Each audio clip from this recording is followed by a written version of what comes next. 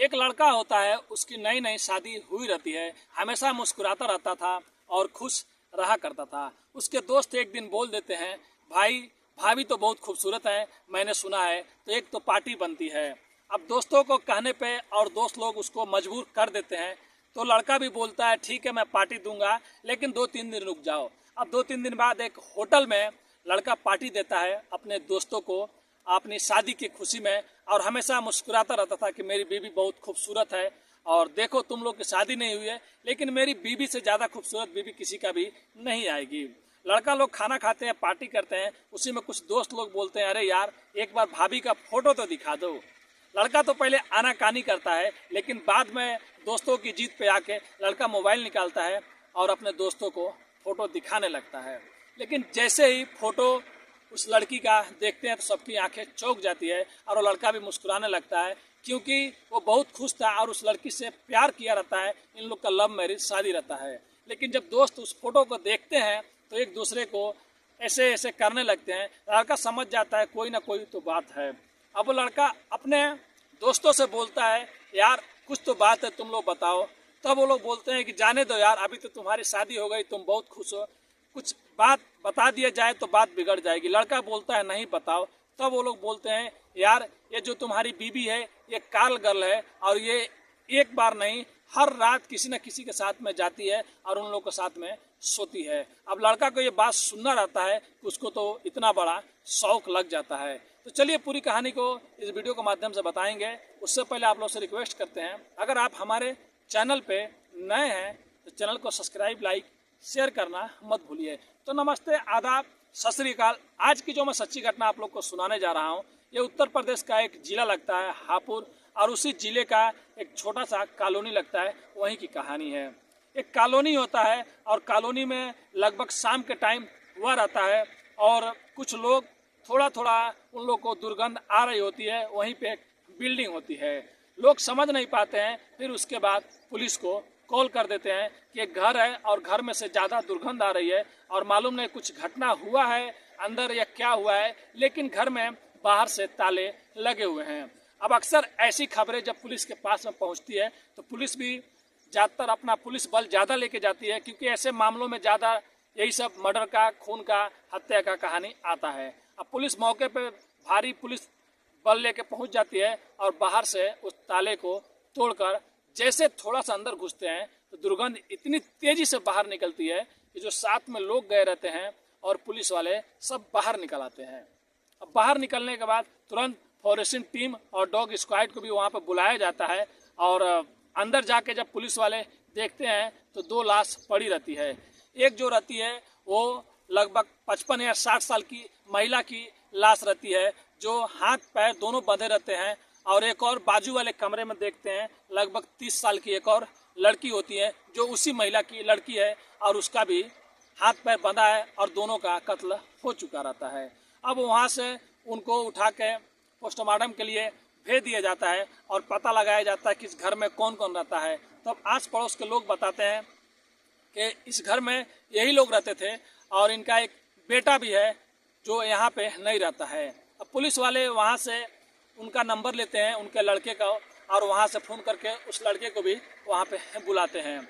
और जो इस घर में ये सब हुआ रहता है वो घर दिखने में बहुत खूबसूरत होता है, अच्छा रहता है। लगभग उसकी कीमत भी 15-20 लाख की होती है। तो कौन आदमी चोरी से या किसके लिए इन माँ बेटी का कत्ल करेगा? अब कत्ल का खुलासा करने के लिए और जो आजू बाजू के लोग रहते हैं और उस महिला का बेटा भी आ जाता है, वो भी सोचता है कि हमारे माँ को किसने किस लिए मार दिया।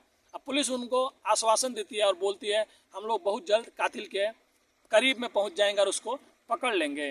तब उस लड़के से पूछती है पुलिस कि आप क्यों इन लोग के साथ में नहीं रहते थे और आप इन लोग से दूर रहते हैं। तब वो लड़का बताता है कि कई 30 साल पहले की बात है, लगभग हम लोग छोटे छोटे थे, तभी हमारी फादर गुजर जाते हैं, पिताजी गुजर जाते हैं। उसके बाद हमारी माँ दूसरी शादी कर लेती है और दूसरी शादी जहाँ पे करती है लगभग 6 महीना 8 महीना वहाँ पे रहती है। वहाँ पे उसको अच्छा नहीं लगता है या कुछ प्रॉब्लम आता है, फिर माँ वापस चली आती है। लेकिन जब माँ वापस आती है तो प्रेग्नेंट हो गई रहती है।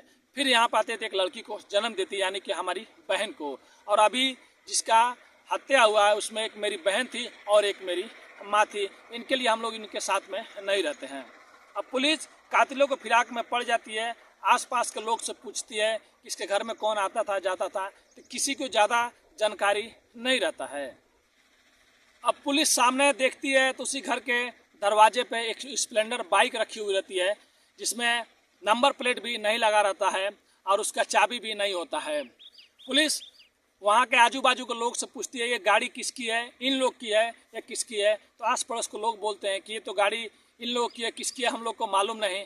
फिर पुलिस उस गाड़ी के चेचिस नंबर से पता लगाती है ये गाड़ी किसके नाम पे रजिस्टर है, तो पता चलता है मुजफ्फरनगर का एक छोटा सा गांव रहता है, वहीं पे एक महिला के नाम पे ये गाड़ी ली गई रहती है। अब पुलिस की एक टीम उस महिला के पास उसके घर पे जाती है, पते पे जाती है, तो पता चलता है कि वहाँ पे उसका पति मिल जाता है और उसका पति बताता है कि देखिए ये गाड़ी हाँ हम ही लोग ने ली थी और हमारी पत्नी के नाम पे थी, लेकिन अभी हमारी पत्नी हमसे तलाक ले चुकी है और तलाक लेने के बाद वो किसी और आदमी से इस जगह पे शादी कर लिए और उसके साथ में रहती है।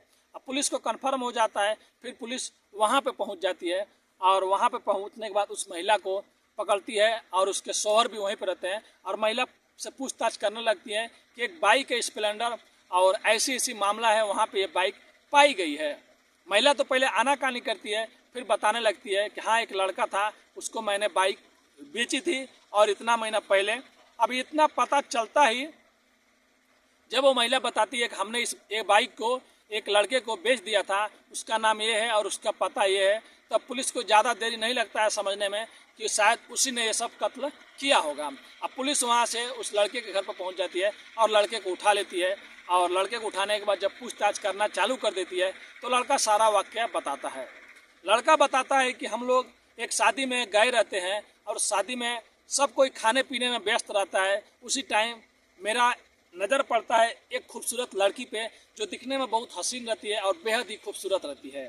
कब हम दोनों में इशारे होने लगते हैं और एक दूसरे का हम लोग नंबर ले लेते हैं और बातचीत करने लगते हैं और ऐसे करते करते कुछ दिनों हम लोग में बहुत ज़्यादा प्यार हो जाता है और उसके बाद मैं अपने घर में अपने भाई और अपने माँ बाप को और सबको भाभी को बताता हूँ कि मैं उसी लड़की से शादी करूँगा और बहुत खूबसूरत वो लड़की है।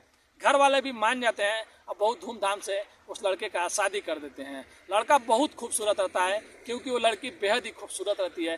दोस्तों के सामने जाता था तो मुस्कुराते रहता था, दोस्त भी बोलते थे यार भाभी आ गई तुम हमको भूल ही गए। लड़का बोलता था कोई बात ऐसी नहीं है, लेकिन लड़का बताता है एक दिन शादी के लगभग 25 दिन ही गुजरे रहे होते हैं, 25 दिन बाद उसके दोस्त बोल रहे होते हैं पार्टी दे दो यार, और भाभी भी आ गई शादी भी हो गया। तब वो लड़का एक दिन जब पार्टी देता है और अपने दोस्तों को जब फोटो दिखाता है तब वो लोग बोलते हैं ये तो काल गर्ल है और इसका ऑलरेडी पहले 2 शादी हो चुका है, यानी कि अपने 2 पति को ये तलाक दे चुकी है और हर रात किसी न किसी के साथ में जाती है। अब ये सुनते ही लड़का का होश उड़ जाता है और वो वहाँ से आता है और जहाँ पे उसकी सास अकेली रहती थी और उसकी पत्नी भी शायद वहीं पे जा चुकी रहती है, उसके पास जाता है और बोलता है कि तुम लोग को बारे में लोग क्या क्या बोल रहे हैं, तुम लोग क्या क्या करते हो, आज से ये सब चीज़ छोड़ दो, किसी को बुलाना छोड़ दो। और अपनी पत्नी को बोलता है कि तुम किसी के कॉल पे कहीं भी चली जाती हो, किसी को भी घर बुलाती हो, आज से पुरानी जो भी तुम्हारे लाइफ में हुआ है सब चीज़ भूल जाओ और हम लोग एक नई तरीके से अपनी ज़िंदगी को शुरू करेंगे। अब इतना बात सुनना रहता है, कुछ लड़की की माँ वहीं पे बैठी रहती है और लड़की भी बोलती है तुमको रहना है तो हमारे साथ में ऐसे ही रहो, जो चल रहा है जैसा चल रहा है हम लोग अपने लाइफ में खुश हैं। अब लड़का को ये बात दिल पे बुरी लग जाती है कि ये लोग को मैं अपनाने के लिए तैयार हूँ, सब चीज़ भुलाने के लिए तैयार हूँ, लेकिन ये लोग तो छोड़ने के नाम ही नहीं ले रहे हैं। उसके बाद लड़का अपने घर पे जाता है और अपने भाई को बताता है, अपने भाभी को बताता है और उसके घर के सब लोग सोचते हैं कि ये लोग छोड़ेंगे नहीं और ऐसे ही सबको घर पे बुलाते रहेंगे। एक दिन वो लोग आते हैं दावत पे और दावत खाते हैं और दावत खाने के बाद उस माँ बेटी को पैर हाथ पहले बांध देते हैं, फिर गला घोट के मार देते हैं।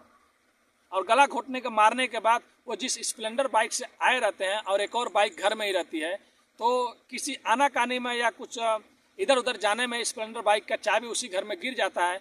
उन लोग को मिलता नहीं तो जल्दी जल्दी एक दूसरा बाइक जो रहता है घर में उसको लेकर वो चले जाते हैं और अपना स्प्लेंडर बाइक बाहर छोड़ के चले जाते हैं और इसी स्प्लेंडर बाइक ने इन कातिलों को तक पहुंचाया। तो ये कहानी थी उस लड़के का, जो लड़के ने आप बीती सुनाई, फिर उसके ऊपर मुकदमा दर्ज होता है और पुलिस जितना भी चार्ज करती है, फिर उन लोगों को जेल उठा के भेज देती है। तो ये कहानी सुनाने का उद्देश्य किसी का भी दिल दुखाना नहीं है और किसी को आहट पहुंचाना नहीं है, बस लोगों को अपने कहानियों के माध्यम से जागरूक करना है और सचेत करना है। ज़िंदगी में अगर आप कुछ भी कर रहे हैं तो सोच समझ के कीजिए, क्योंकि आपकी वजह से किसी दूसरे को तकलीफ मत हो। अगर आप दूसरे को तकलीफ देंगे तो बोलते हैं कि टाइम, समय घूम के ज़रूर आता है, तो आपके ज़िंदगी में वैसा ज़रूर आएगा। अगर आप किसी के साथ में गलत करोगे तो आपके साथ में भी गलत होगा। इसके लिए हमेशा अच्छा सोचिए और दूसरों के साथ में अच्छा कीजिए। अगर आप हमारे चैनल पे नए हैं तो चैनल को सब्सक्राइब, लाइक, शेयर करना मत भूलिए। धन्यवाद।